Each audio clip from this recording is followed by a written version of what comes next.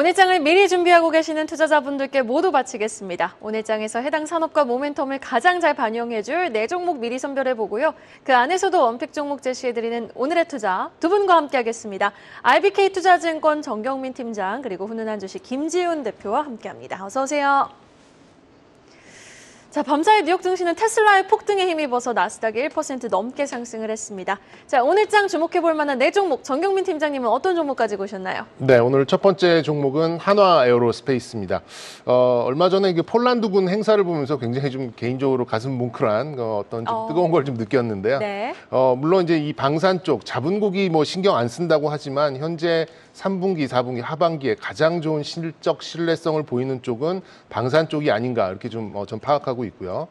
주가의 모멘텀을 위해서는 뭐 신규 수주가 무조건 필요한 상황이 아닌가 이렇게 좀 생각이 듭니다. 그래서 뭐 K9 자주포 외에도 무인 무기 체계 협력을 위한 수출 드라이브를 좀 걸고 있는 그 점이 어제 시장에서 좀 부각이 됐고요. 드론을 비롯해서 뭐 레드백 같은 이제 군용 장갑 차량 그리고 압도적 화력을 보이고 있는 천무 등 일단 추가적인 그런 수주를 위한 기반을 구축하고 있고 해외 세일즈도 박차를 좀 가하고 있는 그런 상황이고 또 일각에서는 일부 뭐 지금 거의 한 8분 능선을 추가 수주에 8분 능선 넘었다 이런 얘기가 좀 들려오면서 어제 방산주들 다들 좀 좋은 흐름을 좀 보였었죠. 오늘도 그런 흐름을 이어갈 수 있을 거라고 한번 예상해 보도록 하겠습니다. 두 번째 종목은 SM입니다. 9월에서 10월은 개인적으로는 저는 엔터 업종이 강세를 보일 것이다라고 생각을 하고 있는데요. 네. 다소 경쟁은 좀 있겠습니다만 SM을 탑픽으로 보는 이유는 신규 보이그룹 라이즈의 화제성이 굉장히 좀 좋고요. 론칭 이후에도 좀 모멘텀을 좀 보이고 있고 또 11만석 매진을 보였던 NCT 그리고 대주주 교체 시기에 겪었던 각종 노이즈 해소를 지금 보이고 있는데요. 신규 아티스트가 잘 론칭이 됐고 기존 아티스트가 실적을 개선시키고 마지막으로 악재가 해소될 수 있는 이런 좀 재료들이 있다면 저는 뭐 골고루 주가에 투영될 여지가 많이 있다 이렇게 좀 파악이 돼서 SM을 일단 오늘 뭐 엔터주 중에서는 한 종목 가지고 왔고요. 세 번째 종목은 파마 리서치입니다. 뭐 이 시간을 통해서 서너 차례 말씀드렸었던 종목입니다만, 뭐 바이오의 물꼬를 뭐 비만과 당뇨가 뚫어냈다라고 하면 기존부터 지속성을 보이고 있던 섹터가 의료 미용 섹터 뭐 여러분 다 아실 것 같아요.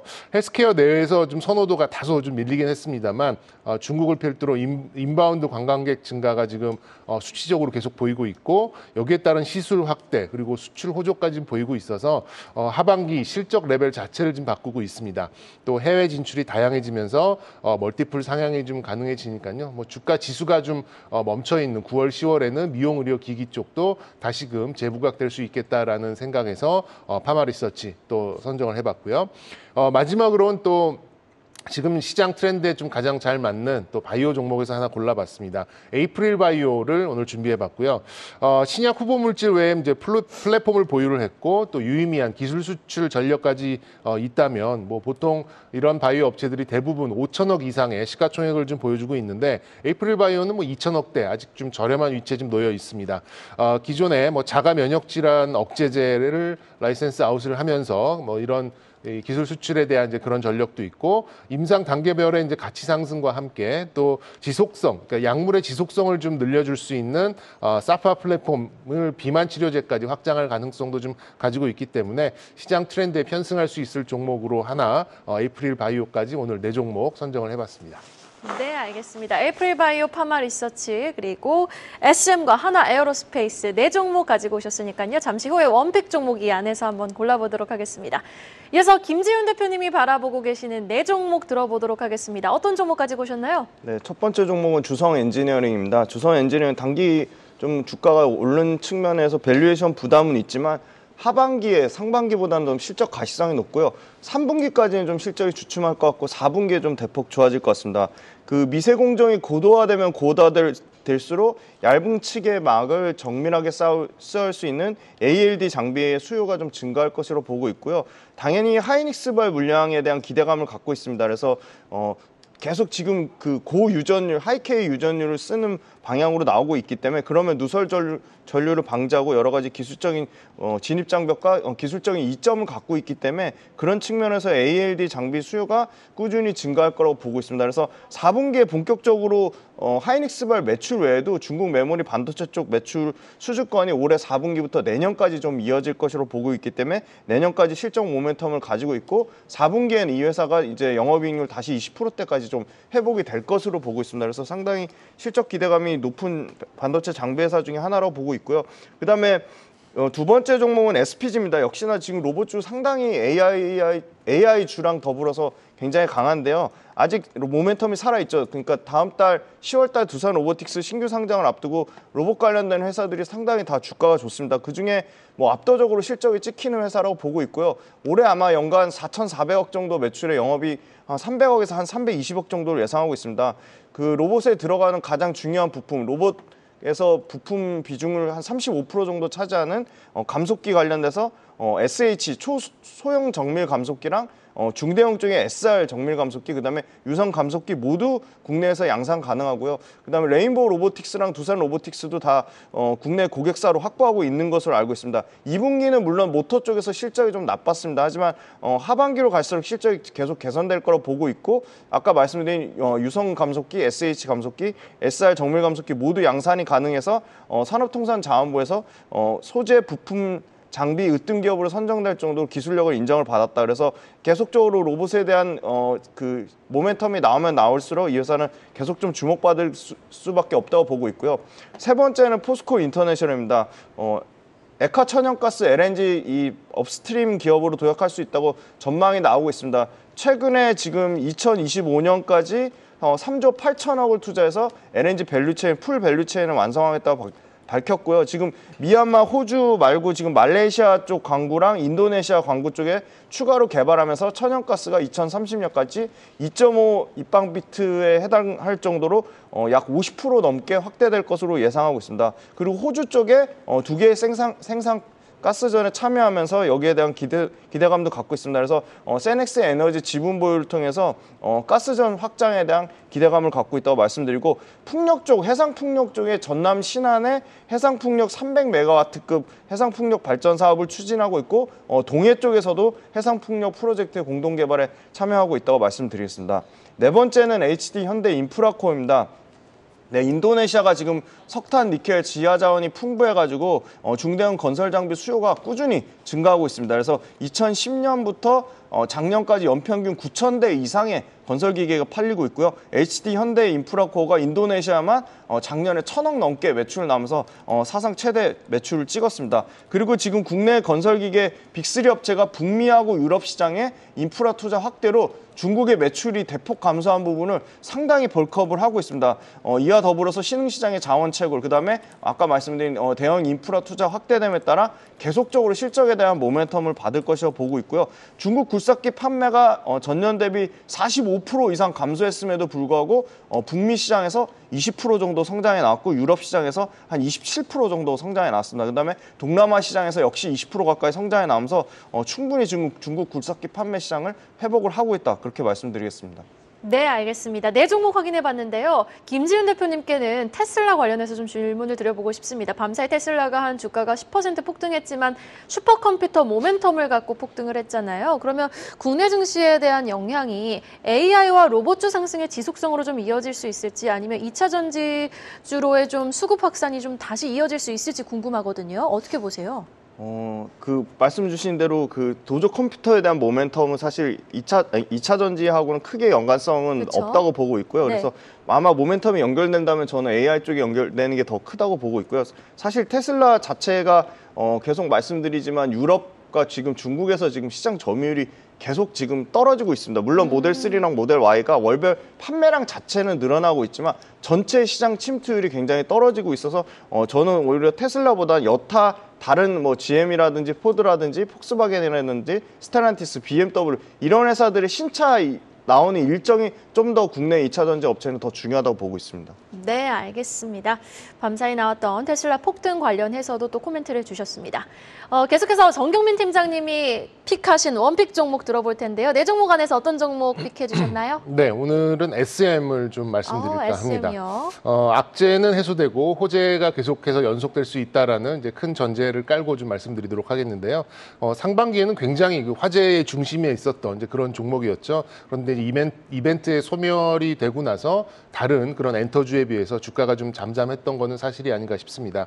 기존 노이즈가 해소되고 또 간판 아티스트들의 건재를 확인을 했고 또 신규 아티스트의 또 성공적인 론칭까지 있었기 때문에 악재는 해소되고 또 이제 이런 재료들이 주가에 반영될 것이다라고 좀 말씀드리고 싶습니다.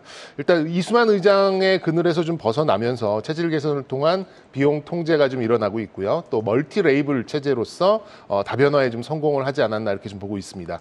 가장 좀 긍정적인 변화가 많은 그런 종목 중에 하나가 아닌가 이렇게 생각이 들고요. 또 NCT는 뉴스에서 보셔서 아시겠습니다만 도쿄돔에서 11만 명을 동원하는 그런 좀 대히트를 좀 작성을 했고 또 신규 보이즈그룹 라이즈는 최근 들어서 굉장히 좀 화제성이 있는 그런 좀 신규 아티스트로 또 거듭나고 돋보이고 있습니다. 3분기 실적을 보면은 500억대 중반의 영업이익으로 좀 예상이 되고 있고요. 4분기도 거의 500억에 가까운 그런 영업이익이 좀 예상이 되고 있다 보니까 연간 한 1,500억 정도의 영업이익이 예상되고 있고요. 빅4 엔터사 중에서는 가장 매력적인 밸류에이션을 좀 가지고 있고 또 수익성 지표의 개선도 동시에 주목해야 될 포인트가 아닌가 좀 싶습니다.